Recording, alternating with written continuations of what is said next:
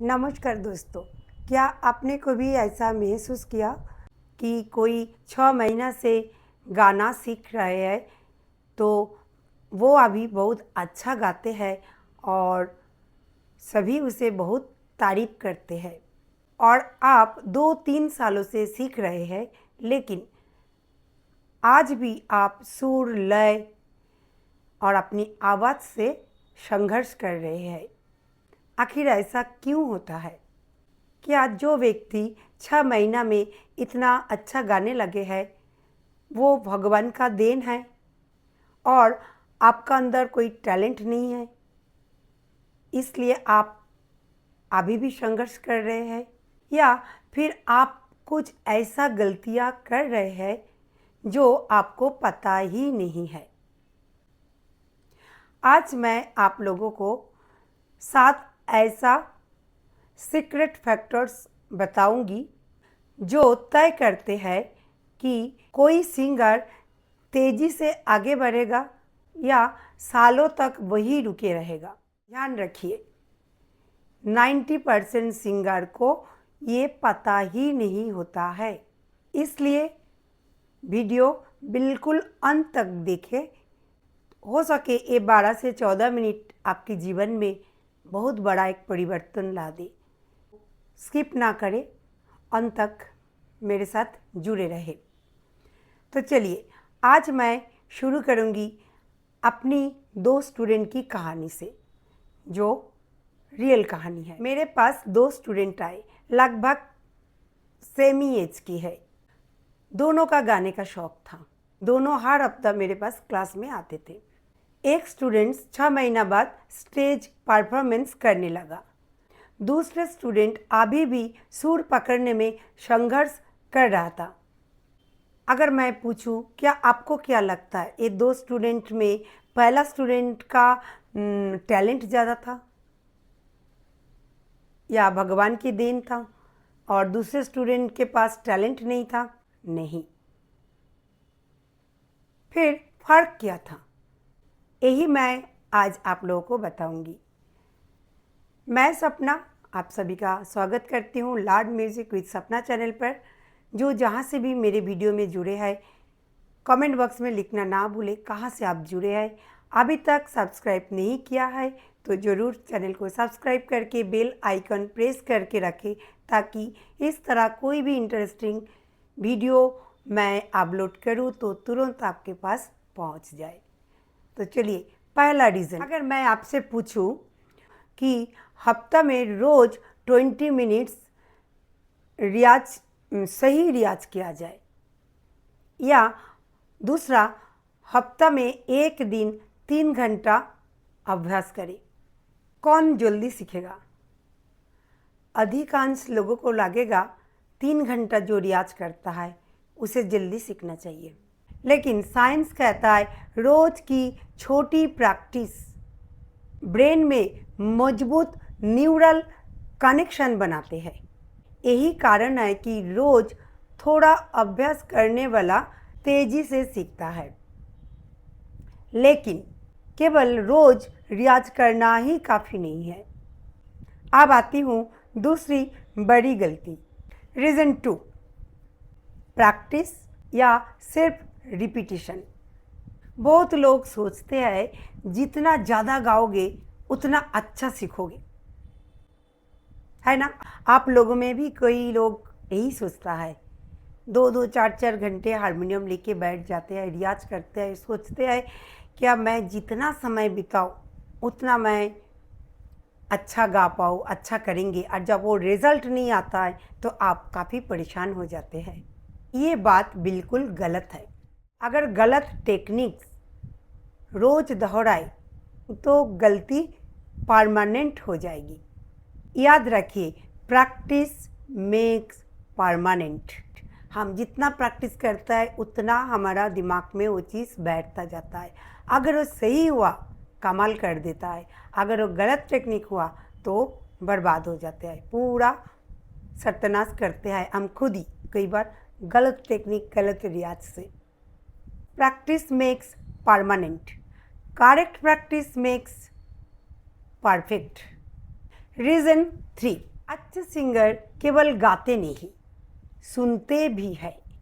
अक्सर ये गलतियाँ बिगिनर स्टूडेंट में होता है, रहता है, सुनने की आदत बहुत कम होती है।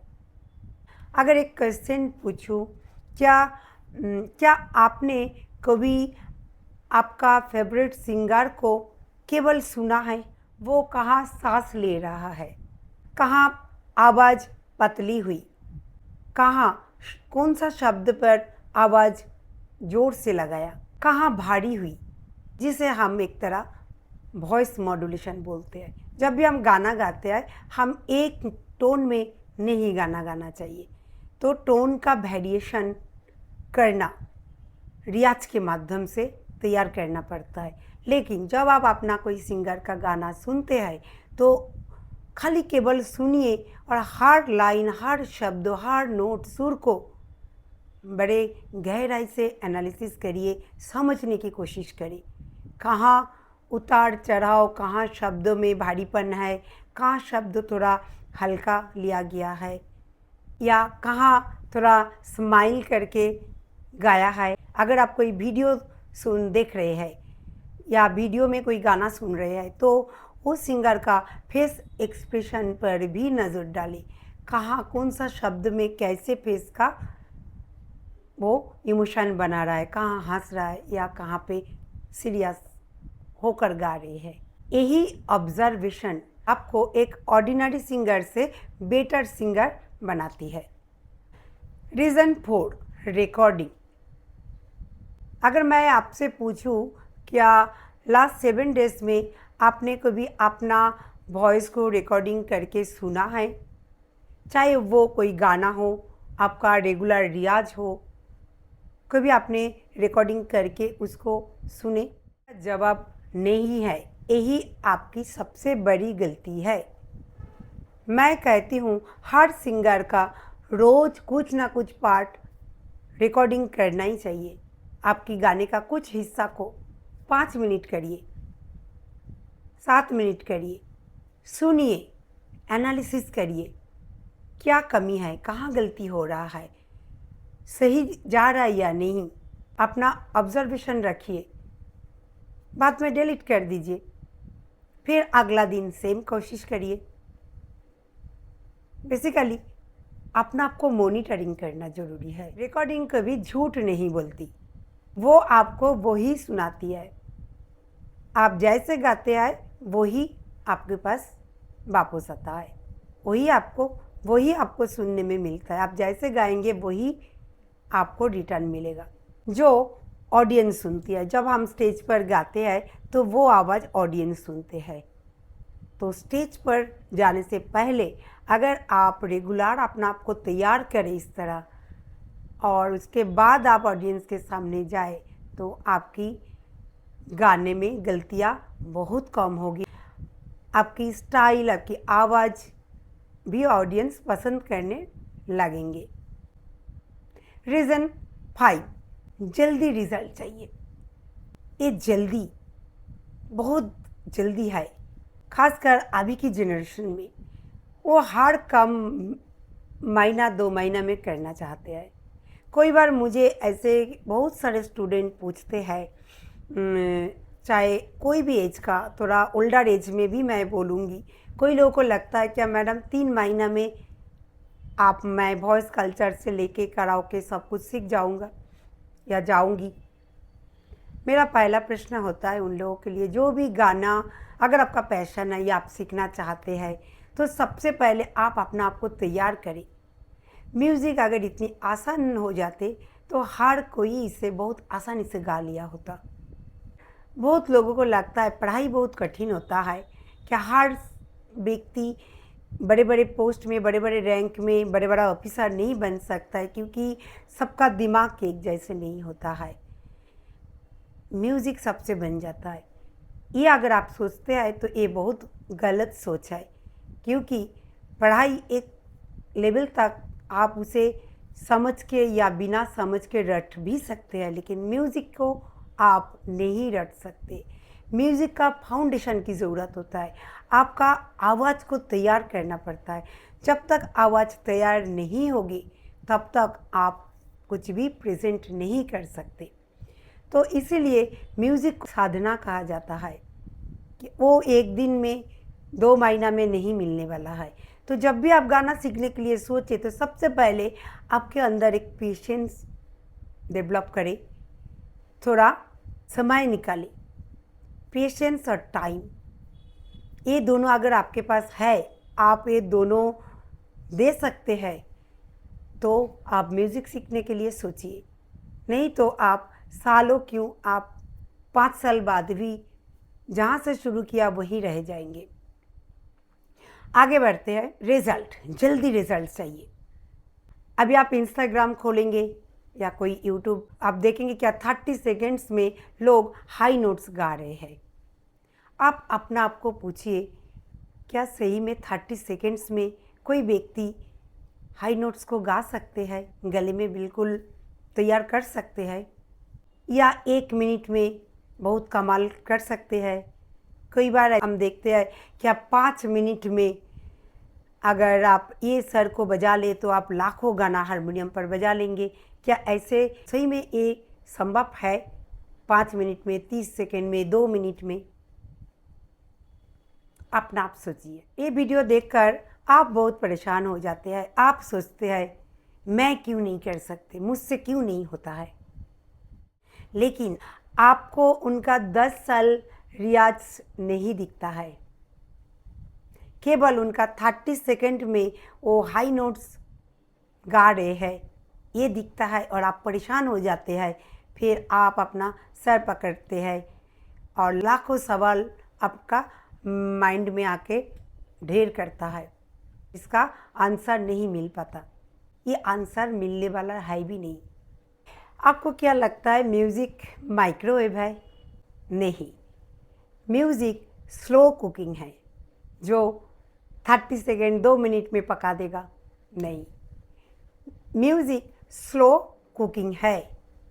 आपको इंतज़ार करना पड़ेगा, आपको पेशेंस रखना पड़ेगा, रोज़ रेगुलर रियाज पर फोकस करना पड़ेगा। रीज़न 6, कंपैरिजन डेंजर जोन है। कंपैरिजन जो हम करते हैं, दूसरे से तुलना करना, सबसे बड़ा जहर क्या है? कंपैरिजन। वो 30 साल का है, मैं 45 साल की हूँ, वो इतना जल्दी सब कुछ सीख जा रहे हैं, मैं पीछे हो जा रही हूँ, मुझसे नहीं हो पा रहा है। क्यों?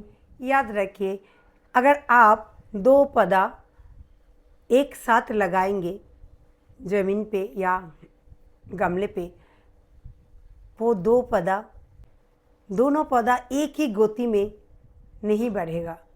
तो इंसान कैसे बढ़ेगा? इंसान में भी अंतर होता है। हर व्यक्ति का अलग अलग कैपेबिलिटी एंड कैपेसिटी होता है। अगर आप सही ढंग से उस पर फोकस करें, सही टेक्निक आजमाएं, तो आपका प्रगति फास्ट हो सकता है। लेकिन ये गारंटी नहीं होता है कि दोनों व्यक्ति एक ही जैसे प्रगति करेगा। वो कोई हद तक डिपेंड करेगा आपके कैपेबिलिटी, आपका रियाज प्रोसेस पर, आपका सही टेक्निक पर। जो मैंने शुरुआती में मेरी स्टोरी शुरू किए थे, मेरा 2 स्टूडेंट, एक 6 महीना में स्टेज पर गाने लगा और दूसरा जो तब भी स्ट्रगल कर रहा था, मतलब तब भी संघर्ष कर रहा था अपना सुर को पकड़ने में। अब मैं आखिरी पॉइंट पे आ गया। रीज़न नंबर 7, सबसे बड़ा सीक्रेट, जिसका जिक्र मैं शुरू में किया था। अब उसका एनालिसिस करेंगे आपके सामने। कुछ लोग सीखने आते हैं और कुछ लोग केवल तारीफ सुनने आते हैं।